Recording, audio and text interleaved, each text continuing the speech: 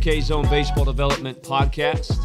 Today we are joined by a Power 4 pitching coach who has nearly 30 years of coaching experience in a bunch of different settings. And he was also my skip and my head coach in college. Hopefully he will not share any embarrassing stories. So I'm Hunter Wood here with the founder of K-Zone Baseball Development, Jimmy Keating. I'm hoping we get plenty of stories on Hunter Wood today. But before we get rolling, if y'all want to hear more stuff like this, be sure to like and subscribe. Kind of helps us grow this whole thing and reach more people. All right, let's dive in. So I want to welcome our guest today. Coach Matt Myers is Indiana University's pitching coach, but throughout his wide-ranging coaching journey, he has coached in high school baseball, college baseball, and professional baseball. And we know this is going to provide a lot of insight for families, coaches, and players everywhere. Coach Myers, how are you today? I'm well, guys. Thanks for having me on. It's good to see you, Hunter Wood. It's good to see you, Coach. It's been a while, but I've been excited about this for some time. So let's jump into this first question. Let's talk about the journey to where you are now. You grew up in California, and you were a JUCO guy and ended up playing for the Volunteers at Tennessee. So how did your experience as a player impact your coaching philosophy today? Wow. I think there's a lot of ways. One, as a player, out of high school, I was was an All-American. I'd committed actually to North Carolina out of high school. Me and Derek Lee were high school teammates, and both of us were going to North Carolina.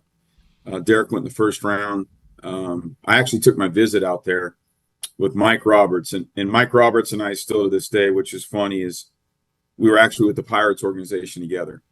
So it's funny how this connection of coaching and in our sport, and I think you can say it probably for a lot of sports, how it's a big connection, but it's a small world. And I took my visit out there. If enough people around here, I'm 51, know that back then in the 90s when you took flights across the country, you ate a meal on the flight, like chicken or roast beef. I took chicken and it wasn't cooked, so you guys can understand that I got sick on my visit. Decommitted, went to Sac State. Was a big USC fan. My grandfather played football, was an All-American at USC. Always wanted to be a Trojan.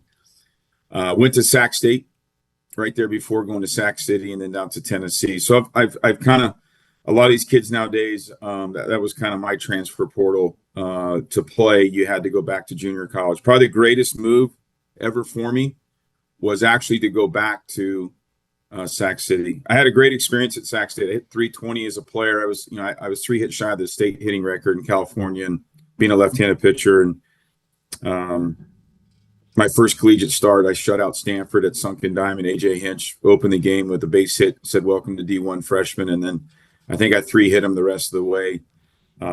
So I had some really good experiences at Sac State. It wasn't for me for whatever reason. God's got a big plan, and I left, had knee surgery, went to Sac City, played for arguably one of the smartest men in this game, a man that was way ahead of our game. Nowadays, we use social media to promote. You see all these different companies, people out there tweeting, promoting ideas. Jerry Weinstein was way ahead of this game on a lot of things. And I played for him at Sac City, got to play for Andy McKay, who's now was the assistant GM for the Mariners, was on that staff, Cap, amongst about 8 other coaches that are really, really good. And Sac City's program was probably as good as most D1 programs then, and it was built on competition and standard. Still to this day, when I talk to J-Dub or anybody that came out of that program for pitching or coaching, we still have a certain language. And I thought that, for me, still to this day, my founding principles in pitching and probably playing the game and how I look was the 1 year at Sac City. And then my journey to Tennessee. So I went from 2,500 miles away from my family. We didn't have internet. They could watch me. Mom and Dad got to fly out once a year to see me play. We played out in the Southeast, and we didn't go out west. Great experience at Tennessee. I still tell our players to this day, one of our founding principles in Indiana is the brotherhood. I still have a text with about 12 of my teammates at Tennessee, maybe more now. It's been going on for over 20 years. And we just text each other on Tennessee football Saturdays, on their baseball games, even though I coached against Tennessee. The friendships, about four of those guys were in my wedding. A couple other guys, they were playing in the big leagues, couldn't get there. So the brotherhood was tight in the experiences. And I stayed out in the Southeast and now Midwest my entire career. I loved Sacramento, California. I'm a big Lake Tahoe guy. We're recruiting out there right now. But I came out south. I met my wife at Tennessee, and I've just stayed out here. My son just finished up playing at Auburn. I coached at Auburn, so like we've loved the South, the Midwest.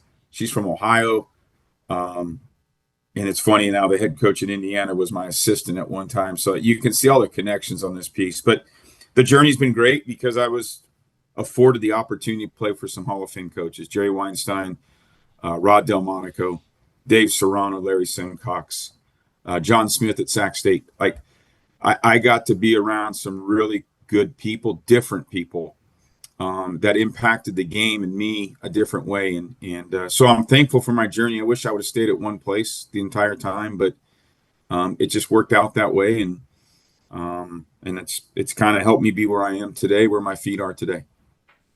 Yeah, the journey's awesome. And some of the names you dropped there, I don't know if everybody listening knows how significant some of those names were.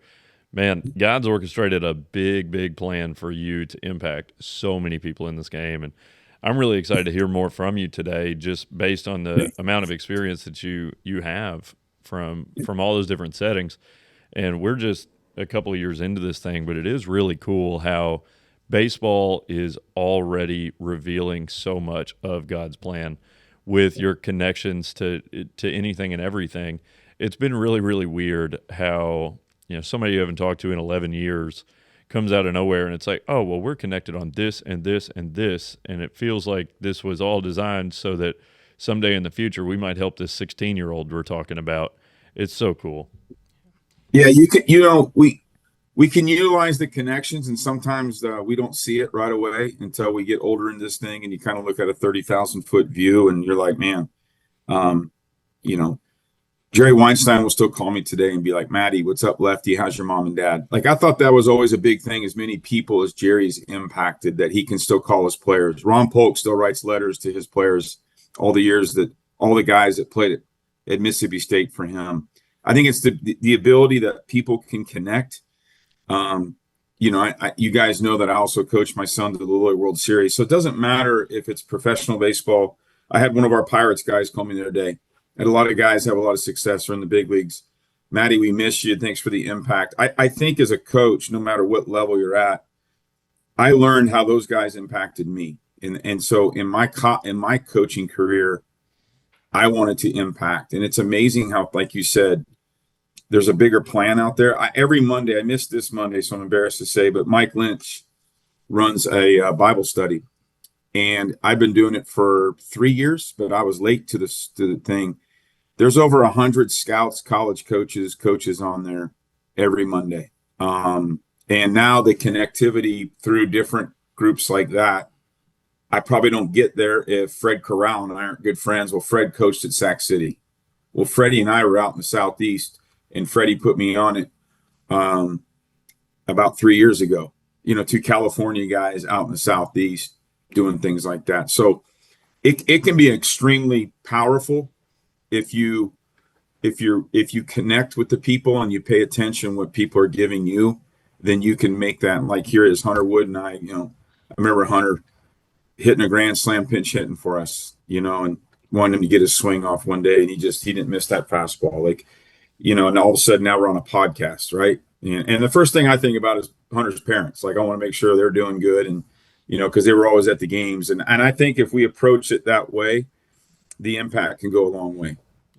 Baseball can be it's amazing, as we've already spoken, how God orchestrates all this. And I still think about moments that Coach Myers had with a young, immature, maybe full of himself Hunter Wood that impacts us today. So for those listening out there, we got a lot more questions for Coach Myers, but it's so easy in this game to get upset with the travel coach, to get upset with the high school coach, and you miss the fact that at the end of the day, I remember certain at-bats, I remember wins and outcomes for sure, but at the end of the day, when you look back, it's this whole wide experience that you get to go on, these friends you get to meet for a lifetime, these lessons that you learn. So this thing that we're doing, yes, we want your son to be good at baseball, and we want him to glorify God and all that. But at the end of the day, let's be honest, at 23, he's probably going to be looking for a job. What impact did these people, what lessons did they learn? Those are the things we want to get across.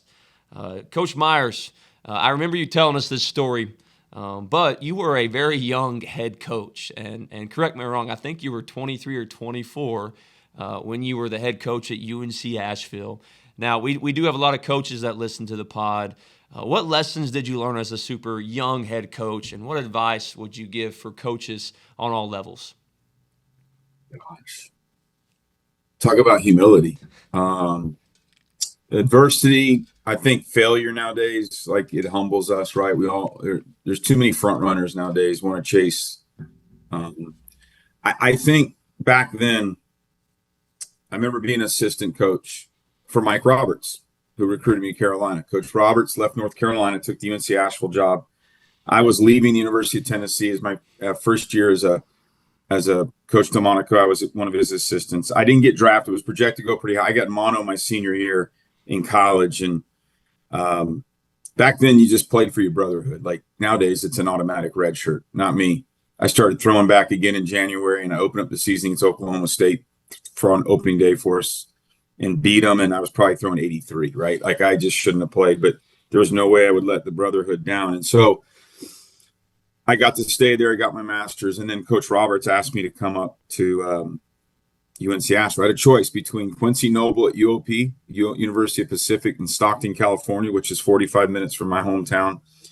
I would have to get a Class C driver's license or whatever to drive the team bus, be the pitching coach, and I was going to live in the dorms, and for $7,000. Now, if anybody's from California, that don't get you very far, right? I was dating my wife at the time as my girlfriend. And so Coach Roberts offered me $1,000 a month for 10 months to come up and be his pitching coach and run the game operations in Asheville, North Carolina, at UNC Asheville. And I was only an hour and a half from Knoxville, where my girlfriend at the time was, now my wife. And so I thought that was all right. I still lived out in that area, and I knew Coach Roberts, right? The full circle here. Went up there, and that was a grind. And then he took me to lunch one day and said, "I'm leaving, and I want you to be the head coach." And I became the youngest head coach in Division I at 23, 24. Most of our seniors were 2 years behind me. I had earned their respect. We set the program record in pitching the year before my first year, and had a couple of freshman All-Americans, and just we didn't have what kids now see. That's the thing. I think now growing up, we have the availability, even teaching lessons and at a smaller age, to provide these kids with resources. They come in to train, and you might have Kenetracks, you might have some kind of something to give feedback. You got tees and everything. I didn't have anything there. Like our locker room was not very good. We had no lights. The field was a decent sized high school field. I had no budget, and I had to try to recruit and develop kids based on 3 scholarships and a why to come there, a good education, beautiful area. And so you learn how to really dive in. Is this something you really want to do? My first paid job as a Division I head coach, I think I made $28,000. And I was coach of the year 3 years later in that league, and I was making 30. And, we were starting to beat the Coastal Carolinas and the Winthrops. And, I learned from Gary Gilmore and Joe Hudak. Gary was the longtime head coach at Coastal. And they were building, him and Coach Schnall were building that program. Kevin played there and was assistant. And Joe Hudak at Winthrop. And now Joe's in that Bible study on every Monday. It's amazing how this thing gets closer. And I had to learn by fire, man. Like, one thing I learned is you just have to be yourself. Like, as much as I tried to use Jerry Weinstein and Rod Delmonico and the experiences that I have been, the people around me, you had to create a foundation, who you are, how you want to play. And then you had to stay true to yourself. My first year, we started off 0-14. So I was looking at all these guys like, well, what am I doing? And we ended up going for the sweep against Elon. Mike Kennedy, I think, just won his 900th win at Elon, and they were like the best team in the league. And, you got to stay true to yourself. And you got to like get in the dirt.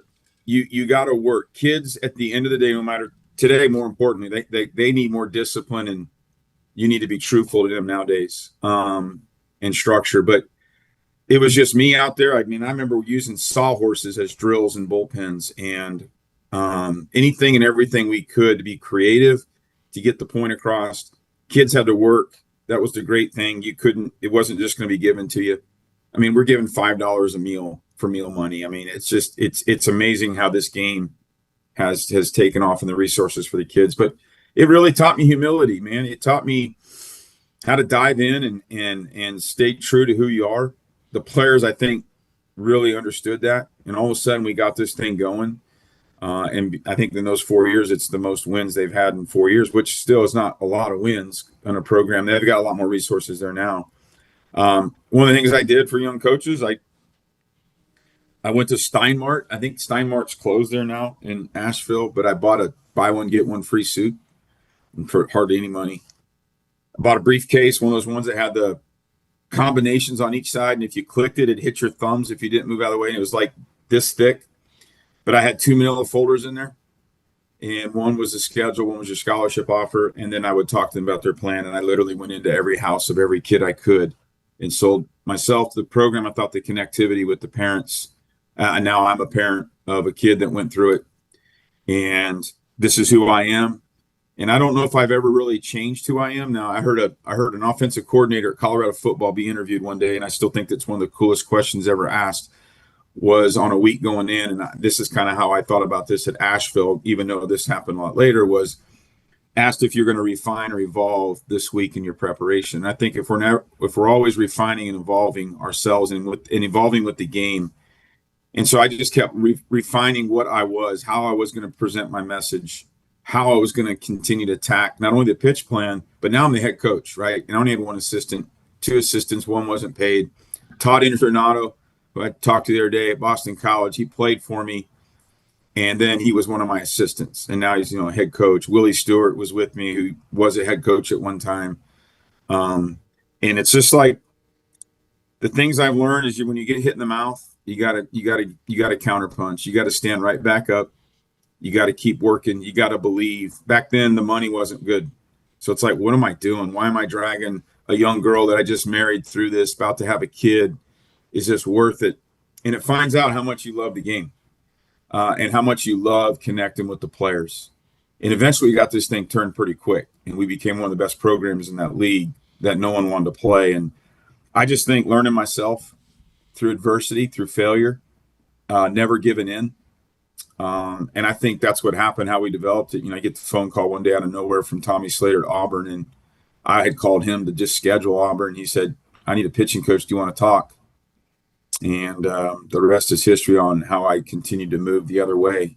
And I think the young coaches just, nowadays there's so much on Twitter, there's so much online that everyone thinks they know everything. So they're going to put it on Twitter, and it's like, you're not reinventing the game, guys. You're just recycling stuff. But that's okay. And a lot of guys want to learn from Twitter, and you can see kids now learning. They're too much to be out there. There's so much out there, enough to be dangerous. But it's like, if you don't know who you are and you don't stay who you are, you're going to always be inconsistent.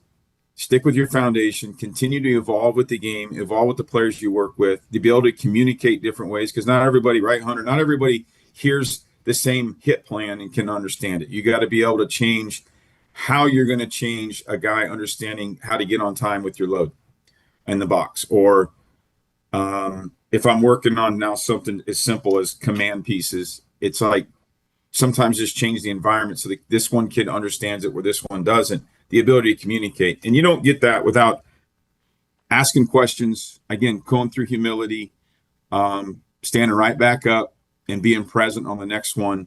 You don't have all the answers. I think that's a lot of guys nowadays think they have all the answers, and you don't. This game will eat you up, just like life. Just continue to grow. So I would think those are my biggest ones. I still go back to the guys that I coached at Asheville. We're still close.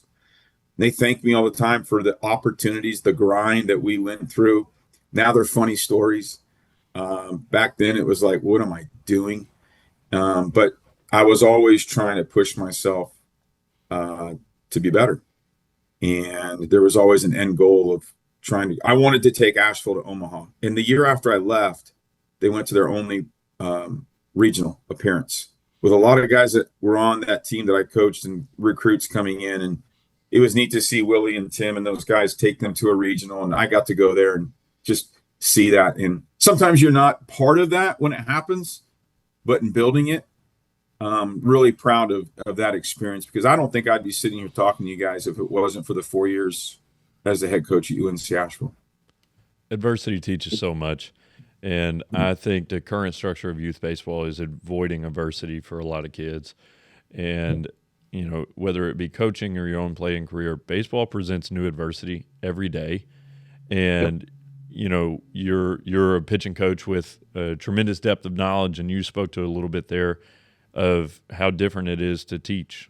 And people learn information different. And our background is education, and I can teach the same thing to 30 different high school guys and have to teach it 75 different ways in that week, just because it's not about how smart we are or what knowledge we have or how good at ball we were, but you see a lot of that on social media.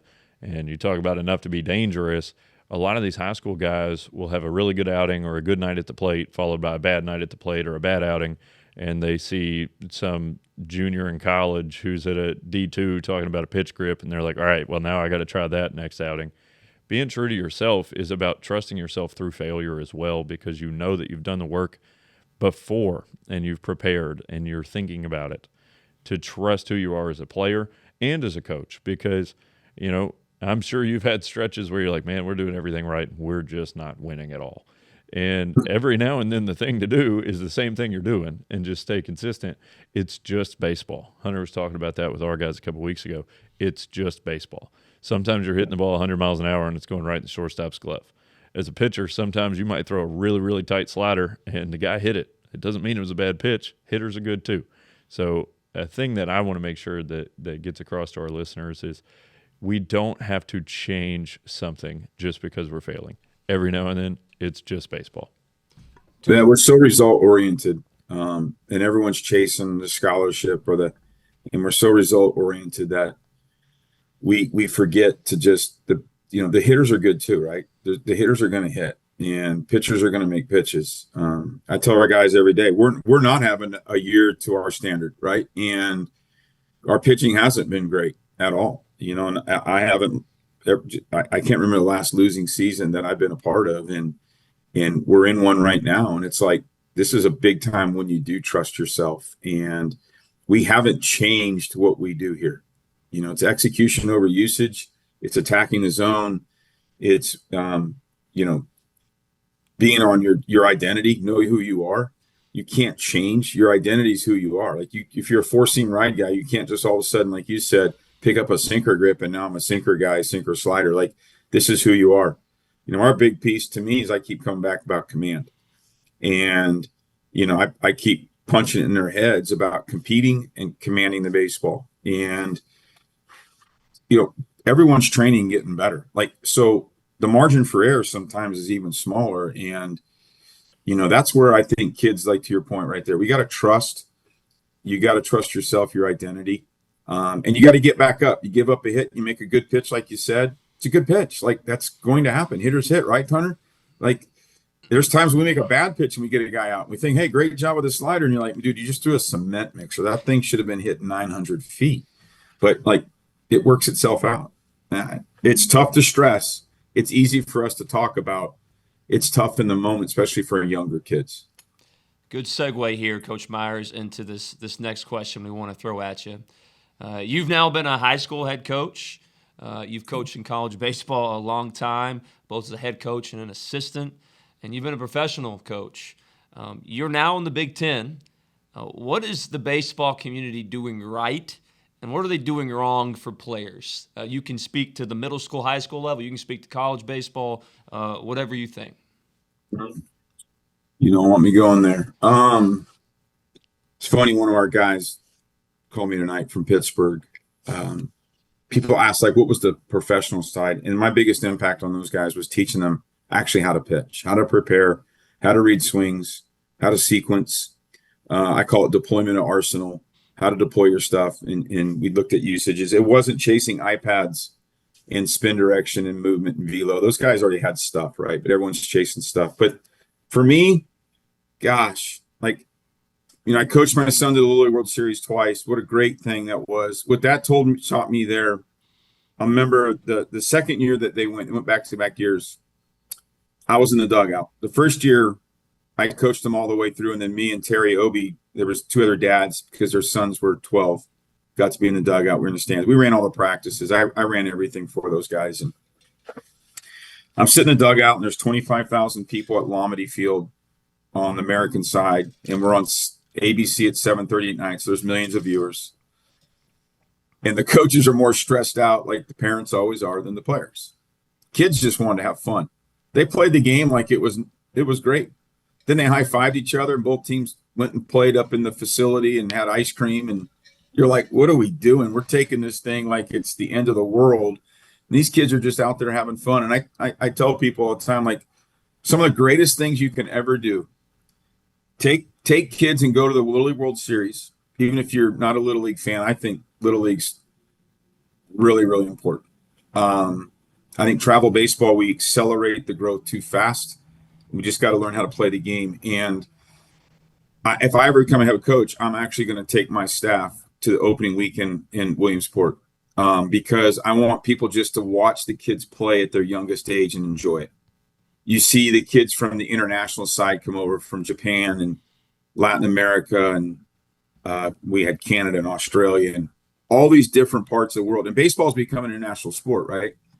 And you see how these kids play with passion. And the American kids are like all tightened up. And it's all of a sudden, it's like, man, it's just kind of neat to go back to the roots. And I think that level really helped me just kind of like take a breath.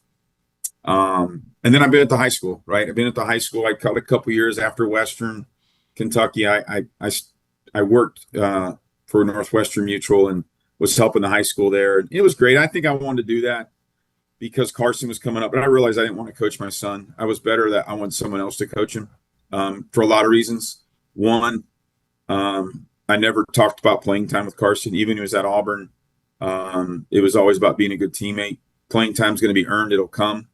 No one's recruiting you when you're 12 years old. And if they are, that's phony. So like, learn how to be a good teammate. And one of the things that Carson still to this day, even with the Blue Jays, is they want him to be the leader everywhere he's at. Auburn's missed him. They're having a good year, but Butch texted me the other day, boy, you miss Carson. And it was just because we just always, it was never about playing time for him. And the high school thing was fun because I got to teach those guys, discipline and make it fun for them. I think sometimes in the early, especially in high school, we don't make it fun for the players to come out and play the game. For a lot of those kids, that's going to be the last time they play. And I want that experience to be enjoyed, and be enjoyed by like understanding how to come out and have a fun practice, put the music on, but have a script, and then hopefully lead that into competitive play. And we won a lot there. The coaching side and the professional side, all of that, I just think I got around really good people. I shut my mouth in Pittsburgh. We were number one in Major League Baseball in pitching. So I had some of the best minds in all of baseball around me. And I grew. I think the thing that I'm scared about today with our game, I told this to Tim Corbin and Danny Mack at Louisville when we played them. I don't like where college baseball is going. I don't like where college athletics going. I made this move for a couple reasons. I was in a really good place with Pittsburgh. I probably had a chance I was going to be in Double-A this year and work my way up. And things were going good. And I love the organization. The financial piece in college is something that we can't pass up. And coaching for Coach Mercer, who's on my staff, and he and I align a lot as human beings. And then how we develop players and just the program that he has. I know everyone looks at 1 year, but this dude has built a major program here. And we're going to be lethal if we get everybody back in the next couple of years. So the thing stays consistent. But how we align with how we want to teach our guys, how we go about developing professional men and players on and off the field is something why I came back. But the college game has to change, and I think we can change it from a youth age. Kids don't know the game anymore. As a young age, they just taught how to throw hard. And if you go to not so much travel baseball, but like travel baseball, I remember watching when Carson played. I don't know why we lead off when they're 10, 12, 13. Catchers can't throw that far. It's like, might as well put the guy at third base. What are we teaching guys? Like, let's be able to play the game the right way. That's why I kind of like Little League, just because the game could slow down and guys could actually turn double plays and do things. But the high school era, we're not teaching the game enough. Like, you don't go to a showcase and see guys drag bunting and running the bases the right way. It's all about how hard can I throw, how much can I move it, how my exit velo and launch angle, and then everyone wants to act like Banny Roosters in dugouts and everything. And the college game has gotten a lot of that. Kids don't know the game. They just know velo. They know movement. They know how to swing and hit a ball as hard as I can in the air. The bats and balls are juiced at our level, and the strike zones now have shrunk. And it's why you're seeing teams throw 150 to 200 pitches a game. It's why injuries are going to continue to go up. So we need to change that. But if I'm telling people at a young age, please teach the game of baseball, you have to understand the little things about this game. Failure is going to happen. You've got to be a really good infielder. You've got to be able to learn how, if you're not hitting right now, what's a two-strike approach, and understand how to have zone discipline, and how to run the bases, how to find nuances of the game to help you succeed. Pitchers, it's great when you throw hard. Like, it's awesome, right? Margin of error. But if you can't throw strikes and command a fastball, you're in trouble. And that's our biggest thing right now is command piece. The really good ones can command it. And I think that's where the game has gotten away from, because we're chasing stuff and we see stuff getting drafted. And all of a sudden in the professional level, everyone's got stuff, but what can't they do? Command the baseball. And it's like, the Pirates, I thought Josh Hopper, the pitching director, coordinator, did a phenomenal job, and everyone there is like, we started teaching these guys again how to pitch.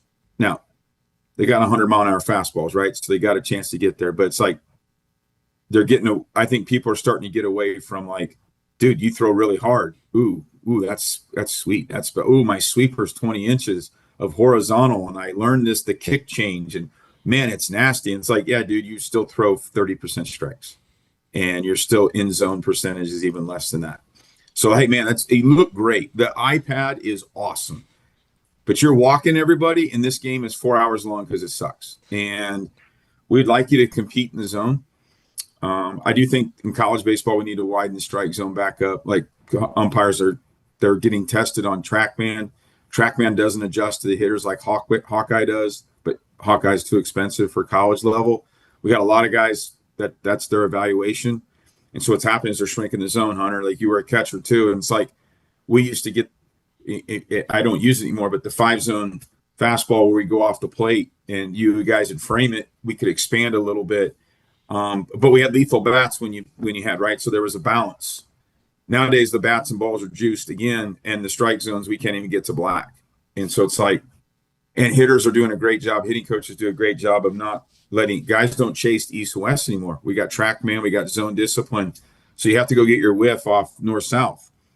And it's like, okay, you're complaining you're a pitching coach. No, like, offensive guys now are like, I don't want to coach for 4 hours out here. This is getting long. This is getting boring. But I see high school guys doing it too. We got high school kids coming in. We got a great class coming in that they got. Of course, I got it in January. We got guys throwing 94, 97. And they're continuing to chase velo, but we're sacrificing command. And it's like, well, what do you want? We want to get drafted. Well, the draft may be being shortened here in the next couple of years. And if collective bargaining goes through, they might be shortening the amount of players in minor league baseball, less jobs. So it's like, now really get your experience in the college baseball. If you're going to go there, you better be really good. I happened to coach Connor Griffin last year, who, everyone's like, oh, that's awesome. Like, yeah, he's one of the greatest players I've ever been around at 19 years old. To me, for youth, I always told his parents when on the road trip, because they always came with us. Because, at 19, when you get $7 million, you don't want people around you, the wrong people. And they raised Connor the right way. I always told his dad, and Connor, you were raised the right way. The way he handled everything, the way he goes about his business, he just wants to play, wants to compete, wants to be in the locker room with guys. It's like, if you're going to follow someone, that's the player you want to follow. Same with Paul Skeens. They do everything the right way. And that's easy, low-hanging fruit for guys like that. But when they're makeup and they're raised that way, like, I hope people think that of Carson, my son, is look at their talented players, and Carson's not where those two guys are, obviously. But just the makeup. And I think we get away from that because I think it helps us in this game when this game is changing. And there's so much out there that can get our heads spinning that we're all losing. And I think that's the biggest thing is teach the kids how to play the game. Quality at bat, like just hit a baseball hard, have fun hitting, have an approach, throw strikes, because you can do so much with that. And that's my soapbox. I'm sorry I probably took much time on that one, but I think we're getting away from the game. Like we took the 31 move out of there. Now we got a pitch clock in there. Now we got there's a point where I was like, just put an L screen out there and let's just play coach pitch game. Like seriously, like and then we got too many celebrations and everything the wrong way. Like, in pro ball, you do that and you're going to get 96 in the ribs.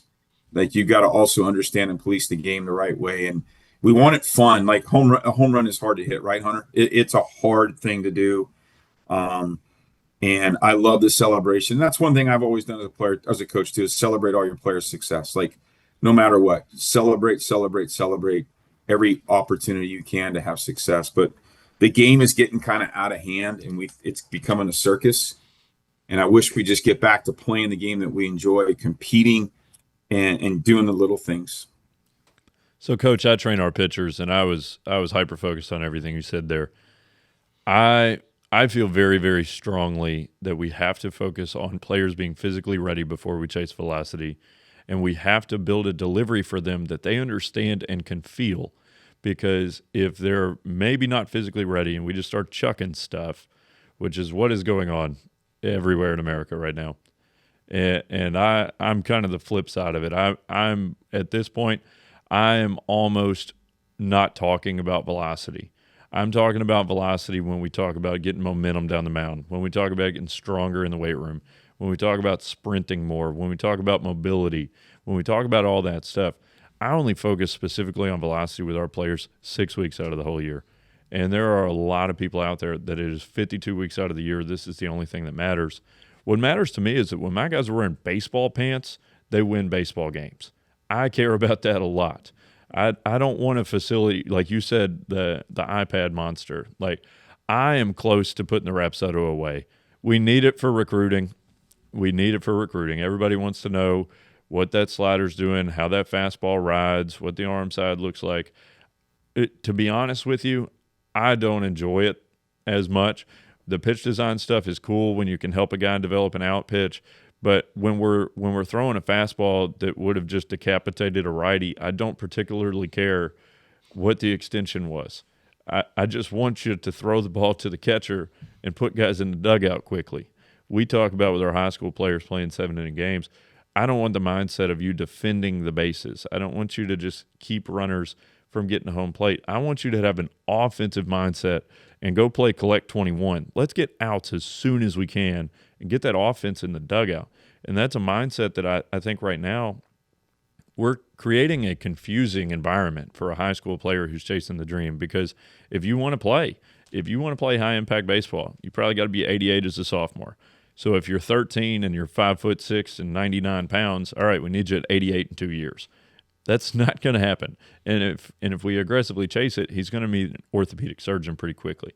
So for the guys that are more physically ready, they have to go from that 84 range, which a lot of guys get to pretty naturally, to an 86 to 89 range very, very fast. And what you find is a lot of those guys that make that jump that fast take a year or two to remember how to actually throw the ball to the catcher. And, we're talking about big sweepers. We had Taylor Sheriff on here from Cincinnati, and we were talking about the difference between like a tight slider and the big sweep, just to say, look, Dad, my horizontal was this. Well, okay, can that pitch actually get a good hitter out? And I think at the end of the day, we're doing so much information-driven training out there instead of, okay, what's building your confidence? What's building your understanding of what's going on in your own body? When that ball comes out of your hand, what are you actually trying to do with it instead of just what the spin was or what the iPad said? What did the hitter do with it? Are you winning games? Does your catcher have your back? Are you being a good teammate? Are you working with pace? We work with so many high school guys, and we're at a lot of high school games, and I film them and all that. The high school game is so slow. It is killing me. Get on the rubber. throw the pitch. We don't need 4, 1, 9 from the dugout on every single pitch. Just get on the rubber and throw a strike. You've got 2 pitches you can command. Pick one and throw it. Yeah, to me, it's silly. We're doing so much overwhelming information. You talk to travel ball accelerating the game too fast. I've got a couple 15-year-olds that are in the mid to upper 80s, and I kind of would like for them to just go to the rubber and throw the ball to the catcher and think about almost as little as possible. You've got 2 or 3 pitches you really, really like. Pick one, throw it at the catcher, and then if they hit it back to you, maybe get somebody out. But we don't need to think about, what was the arm side run on the 1-1 pitch when there's a runner on second. Let's get a guy out real quick. And I think we've got so much technology, and it's awesome, and it has changed the game. It has changed the game. That's how we evolve. That's how we evolve. And you've got to use the information in the higher levels. It's really important. I had, it's funny, Mike Walsh called me last night. Walshy is in the Pirates organization, is going to be in the big leagues hopefully soon. Big sweeper slider guy. And he would be in the bullpens with me chasing the horizontal. And Matty, look, it's 20 inches. Well, studies came out that the best ones are between 9 and 14 inches. The ones that are bigger obviously get more whiff in zone, but they're less in zone. I mean, it's moving bigger than the plate. So it's like, hey, Mike, you just threw, this is a PG rated thing, but I use some non-PG rated words to describe what he was doing on the mound. It was like, dude, that's great. The iPad, it's awesome. You just threw 4 sweepers at 19 to 22 inches of horizontal. All 4 of them were in the left-handed batter's box. Fantastic. Hey, the guys at first base, you walked in. Dude, Mike, and I had all the pitching staff around us, and they're just looking down, laughing. He's just looking at me, and I was like, dude, no, it's awesome, man. You're going to get to the big leagues because big leaguers actually swing at that, right? Like, they are the best hitters on the planet. Actually, Mike, they don't. In fact, they're just going to walk to first base, and no one's going to swing at that. And it was like, I was peeing in his Cheerios, and it was like, listen, dude, it's great that we're doing that, but the information is great, right? Like, we got the Edgertronic cameras now. We can see things. We have so much information that if we utilize the right way, the problem is we've pushed it down to lower levels. We wonder why we have so many growth plate injuries and Tommy Johns, because we're chasing velo when the bodies can't handle it. And velo, when you increase velo, you obviously sacrifice command. Most kids, especially young guys, when you see velo jumps, they immediately lose the zone right away. And it's like, because they're retraining themselves, and it's great. Like, hey, listen, I'm all in favor of you increasing velocity and holding it. Or the low-hanging fruit now is the spin, right? Like, we have all the information. We have 42,000 grips. But we, again, lose consistency. And my scare is that we're chasing that because they say we got to be 88 to 90 to play in college baseball. And I'm like, if you don't throw strikes, it's tough to play here for me. And it sucks on the high school kid because our game, unfortunately, is the transfer portals hurt the high school kids. The opportunities for them to grow and develop, like when Hunter was playing for us, like, you got a chance to grow freshman. And then it was like, oh, now I got to be impactful. I got to throw 92 and I got to throw 96. And it's like, it's stressful on them too, right? Because they know that's what gets them there. So they're chasing something. But as coaches, we're like, guys, pump the brakes. To your point, I think the big thing right now kids are losing, and I thought Pittsburgh did a great job, was understanding movement. I think we coach the athleticism out of kids, especially on pitching. Hunter, I don't know about hitting, but the more we keep kids athletic, the better they're going to be. They may make the velocity jump later. I mean, maturation, you're going to throw harder at 21 than you did at 16. We're trying to throw our peak velos at 16, and we wonder why we have more Tommy Johns, and we wonder why growth plates are going in there and guys are getting hurt, and we're doing all those things. And it's like, you're right. Let's physically get in a position to do these things. Secondly, like, what's more important right now? You throwing hard and everyone going woo, but you walk 42 guys and the game's 3 hours, or we command the zone? And that's a tough debate all day, right? Like, there are a ton of people on one side will say this because they're seeing who's getting rewarded. And then it's like, you're going to start seeing a shift in professional baseball. If you don't command the zone, you're not going to get as many opportunities. We used to just go stuff because the margin for error for stuff was bigger. But now it's like, dude, we can't get in zone.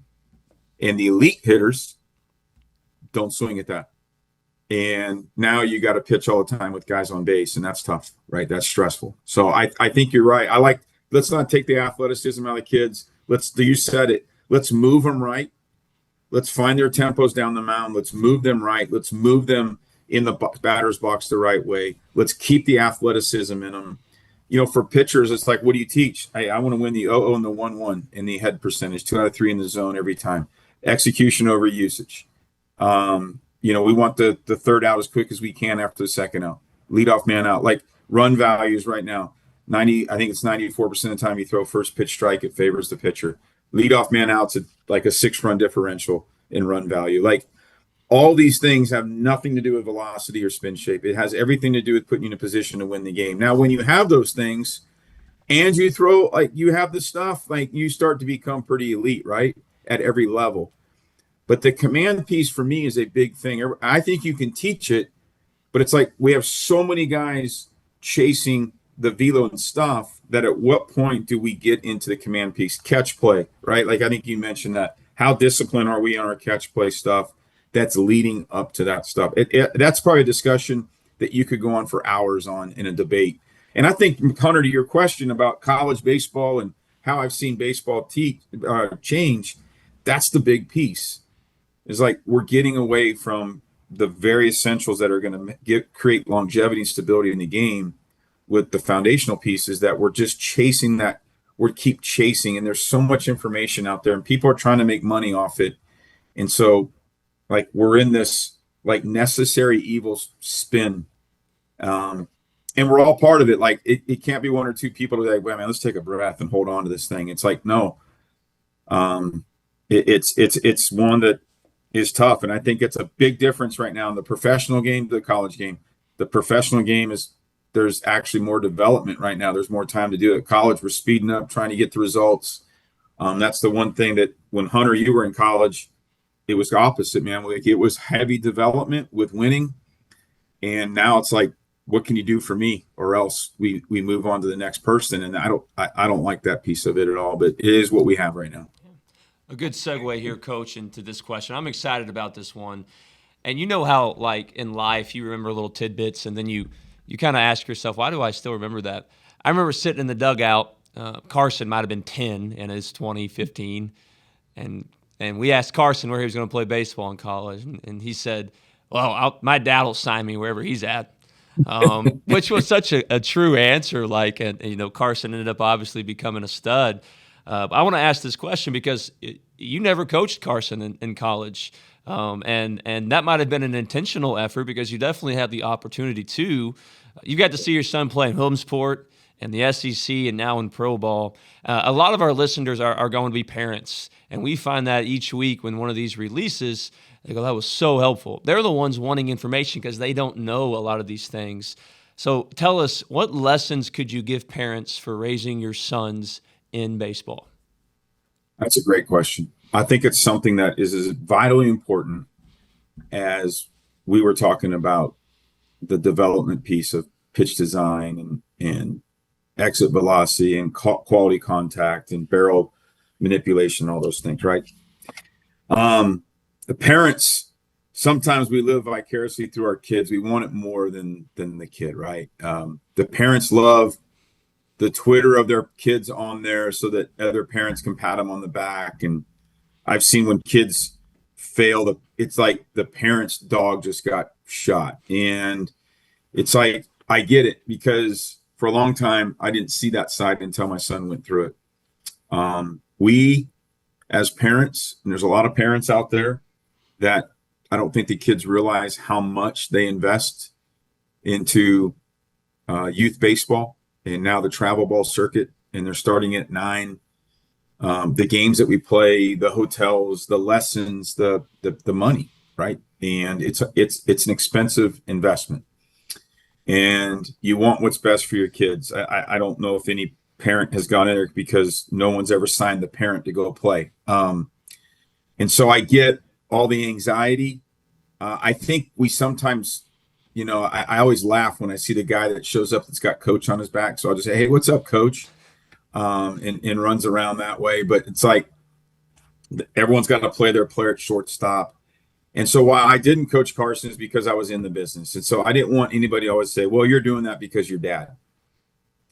I, to this day, I told Carson every time he went for travel baseball at 9, 10, 11, I wasn't real big on him playing at 9 and 10, just because I think he was still learning the game. Like, was it really something? Do you want to play golf, football, basketball? I think we should play as many sports as possible.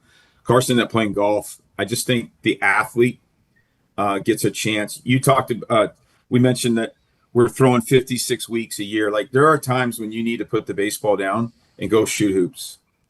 Carson, I'm a big hunter. So Carson and I in the off season go deer hunting, and we'll get out in the woods. We'll just get away. Like, he loves golf. He's a heck of a golfer. And he did that, and it allowed him to have perspective on baseball. He could reset it, release it. But one thing I always told him when he went and played a game, and if I wasn't there, the number one thing I always told him, I don't care about how many innings you pitch or how many at-bats you get. I want you to play and enjoy the game. I want you to be the best teammate. If you're not in the starting lineup, I don't want to come to a game and you're sitting on the bench with your head down moping, and I'm not going to be the guy walking around, why isn't my son playing? I paid $1,500 to be like, no. Playing time will get earned, and if you work every day, it'll come. Now, if you're just on a team because it's the best team and you just want to be a part of the best group, are you getting yourself out of it? I wanted him always to be pushed, and I always wanted to be coached by someone else. And I wanted someone else to kind of stick a foot in his butt.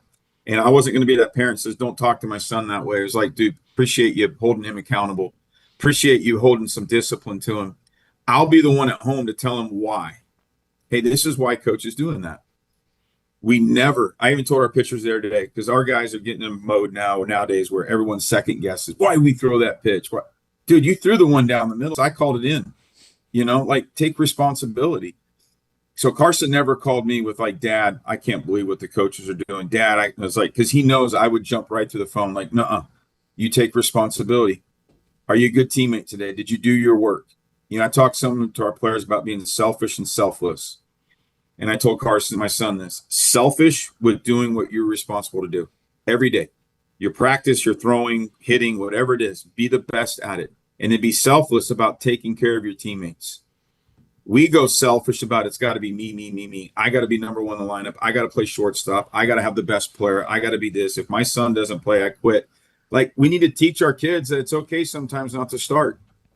How are you going to respond to coming off the bench? I want to look. If I'm a college coach and I'm watching a 12-year-old act like a baby, I'll remember that. And if I see him on the circuit 3 years later, I'm going to say, is his mom still bringing him Gatorade and a candy bar to the dugout? Is he acting like that when I saw him? Hopefully he's grown up a little bit. So I always told him to be a teammate. And everyone's like, yeah, it's easy. No, I had a chance to recruit him at UNC Wilmington. Randy Hood goes, we've never had a coaches. They had all daughters, he and Coach Scaff. We've never had this. He goes, I think Carson's either got to be the best player or the worst player. Well, Carson, to a lot of these things, Carson didn't make a jump, Hunter, until his senior year in high school. Then all of a sudden he went from 5'10" to 6'3", and all of a sudden it was like a different dude. He's already committed to UAB because over COVID, you couldn't go see schools or nothing. So he just took the best offer from some videos and tournaments, and all of a sudden he blew up. And now everybody wanted him, but he was committed to UAB. He went to UAB his first 2 years, did great, but it just wasn't the right fit for him because he wasn't able to see campuses. And it wasn't Coach Dunn who took over and Coach BJ Green. They were great dudes. It was the university, right? Like, he just didn't feel right. He goes, Dad, I love my coaches, but this is not where I want to be. And I was like, the first thing you're going to do, and I think we teach this to kids and parents at young age, teach your kids how to communicate. Like I said, you're not going to send a coach with anything to go in a portal. You're going to walk in that office and go man to man and talk to Coach Dunn. If you have a reason to leave, you better look at him in the face. And then you're going to your pitching coach and then the hitting coaches and all that. Really? Yes, sir. Because that's what life's all about. You've got to take responsibility. If you're going to do this, you're not going to do it through a text and have a weasel way out. You're going to handle it like a man. That's what life requires. And he did. And the coaches didn't like him leaving, but the way he handled it, they supported him finding, and it ended up being Auburn. He didn't do that because he thought he was better. And I always come back to young parents, like, we want to win. We want the rings. We want the little medals. We want to tell everyone how good our kid is. And when a kid's 13, how many of those kids are the best players when they're 18, by the way? Like the kid that's 6 foot, and everyone thinks, oh my gosh, he's the next Aaron Judge. And then when he's 18, he's not even playing baseball. He decided to go do something else. I think we get caught up in that too much. Be in the moment with your kids. Enjoy the experience. Parents, it goes way too fast. I'm 22 years old now. I'm not. My son's 22. And I miss those days of going out to the ball field with him. I sent him a thing the other day. I saw it on Instagram. There was a guy playing catch with his son. Send this to someone you wish you could still play catch with. And I sent it to Carson. He's my only child. And it's like, man, I miss those days with you. But I hope that you appreciate what, as parents, we did for you. I tell kids all the time, even when they come to a camp, someone worked their butt off to get you to camp. Someone worked their butt off to get you to part of this travel ball club or these lessons. Make sure you thank them, because they've probably done more than you think, and show gratitude. I think we lose that. I think parents do too. We're so caught up in, oh my God, why is he getting that offer, or why is he getting attention and my son's not? And oh my God, we got to get recruited. And it's like, chill. Go get a Coke. Just chill, because you're creating anxiety for your son. And now everybody hates this process, right? So parents, I don't think people just realize how much they put into it. I've been on the travel ball side. I've been where my son has failed on the field, and you're just you're in the stands. I think every parent acts the same way when their kid's on the mound. We're praying. Carson didn't want even me to be in view. I had to go outside the field because he knew that if he saw me, we would get on each other. It was like, how do I support my son? But at the end of the day, hug your kids, support them, but hold them accountable. It's such a great run as far as it gets. We can't make it bigger than it is. Just the Little League World Series thing was so much fun. And then I see him at Auburn. And here's the thing where I come to. His senior year at Auburn, he's supposed to be the dude. For 2.5 weeks, he didn't pitch. No communication. Why? They're going with the other freshmen. I'm like, Carson, I mean, even in Pittsburgh at spring training, they're like, why isn't he throwing? I don't know. He's their dude. And he gave up a 5 spot against Troy on a Tuesday, and he didn't throw for 2.5 weeks. So now I'm the parent, right? It's a senior year. Again, I don't care his innings. I care about just communication, and I think innings and playing time is earned. Always has been, always been from my standpoint. He goes, Dad, we're winning. We are winning. I know it's my senior year. I'll coach first base for us to go to Omaha. We're winning. I don't want you coming here from spring training and calling a meeting. That's not what we do. If I don't pitch in this tournament this weekend, I'll go ask Coach Thompson and Coach Tiefert what's going on. Okay, son. They throw him against Oregon State. Oregon State's got 2 first rounders in the middle of the line. Carson goes punch, fly ball. Next inning, shutout. They game out again. All of a sudden, the rest is history. Now he becomes one of their best guys, in the career. The season he had last year is unreal. And he taught me something that, 1, through all of our teachings, he was able to handle that himself and communicate the right way. 2, he stayed true to himself every day working, even when he wasn't playing. How many kids nowadays go, oh my God, I want to quit. I want to do, and he just kept pushing and pushing, and he never pointed a finger, never blamed a coach. And when he got his opportunity, which honestly, Hunter, you guys, to me, that was they set him up for failure. They set him up for failure because, all right, we'll just give this senior Oregon State, if he screws up, we'll just go with the youth movement. And he went and shoved. The reason why he did that is because every day he was selfish about doing what he was supposed to do for that program to make sure that when he got his opportunity, he was ready. He didn't get caught up in that stuff. He gets that game, and all of a sudden, 2 weeks later, he strikes out 5 out of 6 to end the Friday night game against Vanderbilt for the save. And then he ends up with a 2-something ERA and top 10 in the country in strikeout percentage. And it's all these great accolades that us parents want to, but I'm so proud that he was just a teammate and he stayed true to being who he was. And as parents, we got to keep pushing to our kids. Don't always blame the coach. Support what's going on.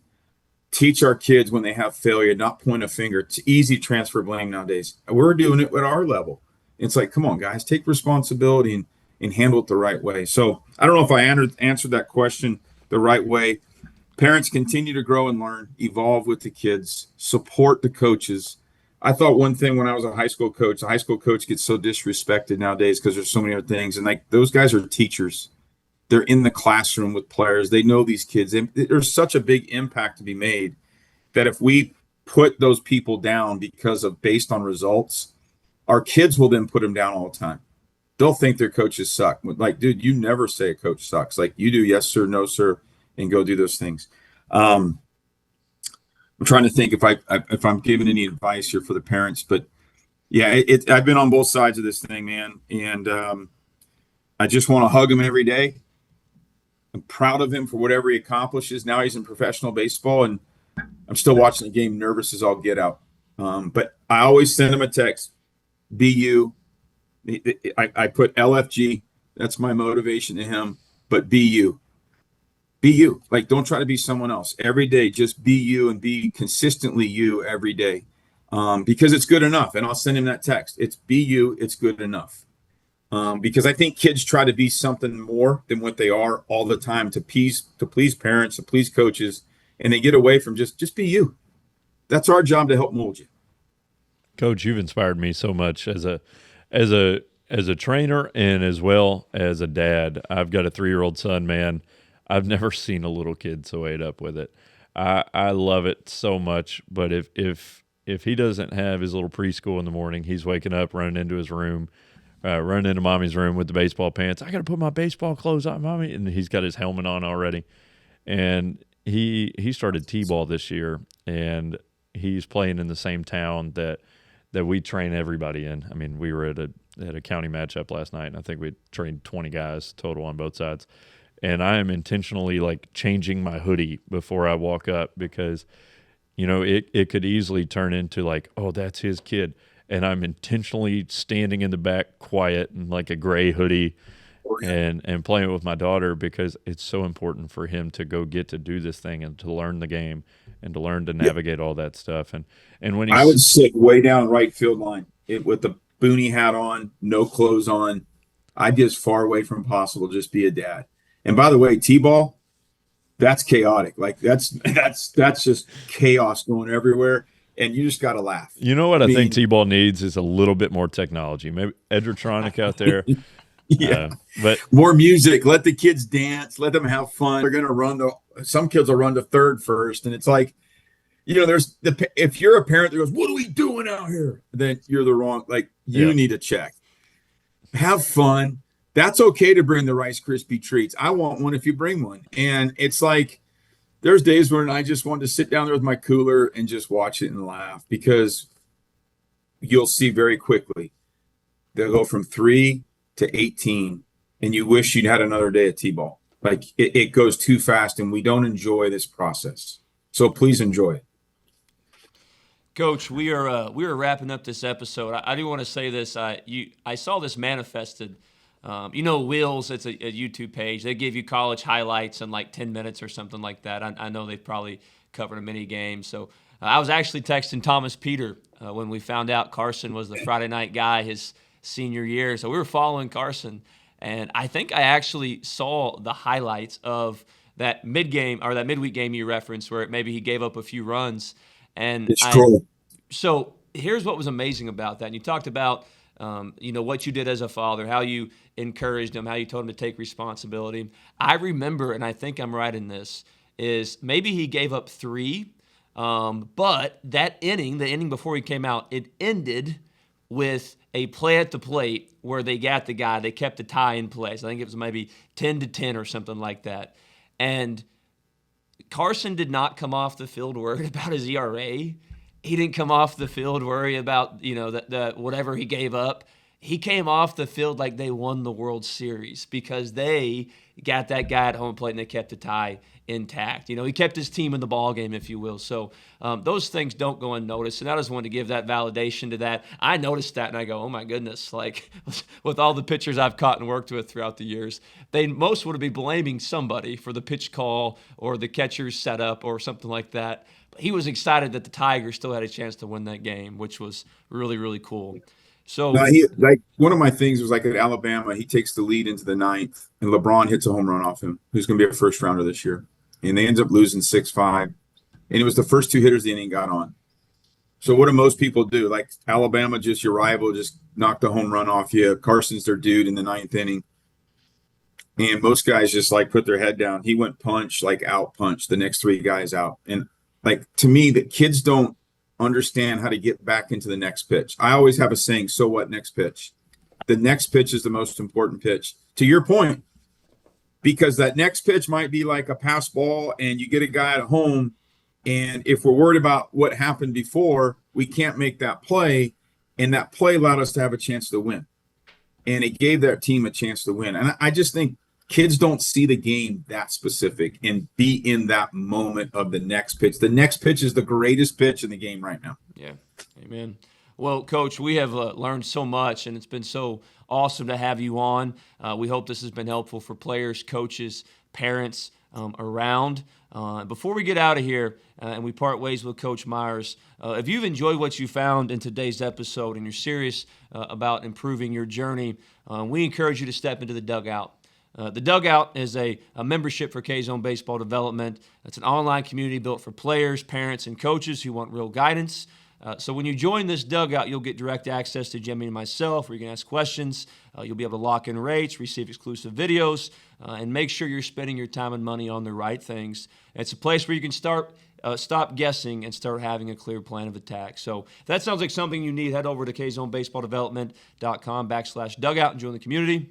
Just $11.99 a month. It might be the best investment you make chasing this dream. So we want to thank you once again, Coach Myers, for spending your time here. I was going to share a funny story from my freshman year, but I'll share it off camera. We thank you for everything. Go get them, Coach, and we'll see you soon. Thanks, guys. Appreciate your time, and thank you for what you do. Absolutely. All right, till next time, this is K-Zone Baseball Development. Remember that Christ is King, baseball is just a game, and work works.